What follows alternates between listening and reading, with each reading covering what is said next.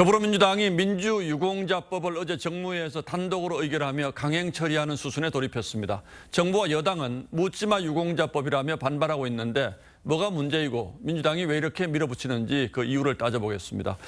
홍영 기자, 앞서 이 법의 혜택이 과도하다는 논란도 있었죠. 이번에는 뭐가 쟁점입니까? 네, 먼저 어디까지 유공자로 봐야 하느냐, 그 기준이 모호하다는 건데요. 적용 대상자가 민주화운동 보상법 관련자 800여 명과 부모항쟁 관련자 80명 정도로 합쳐서 모두 911명입니다. 국가폭력에 따른 피해가 있었다고 보고 보상을 받은 사람들인데요.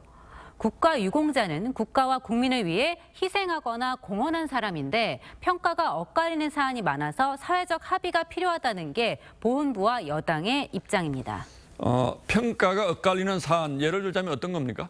네, 4.19나 5.18처럼 사회적 합의를 이룬 사안도 있지만 친북 성향단체나 경찰 사망, 민간인 고문 사건까지 모두 145건이 적용 대상입니다.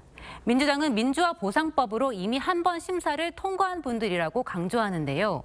이 가운데 북한의 노선을 추종한 남조선 민족해방전선은 예비군 훈련장에서 총을 밀반출하기도 해서 민주화 운동이 맞느냐는 논란이 일었고 또 부산 동의대 사건은 학생들이 던지는 화염병에 진압 경찰 7명이 숨져서 유족들의 반발이 있었습니다.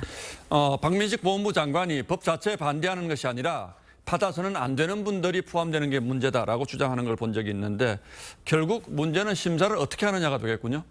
네, 맞습니다. 민주당도 법 적용 대상에 사회적 공감대가 있어야 한다는 문구를 넣었는데 정작 그 구체적인 기준은 없는 겁니다.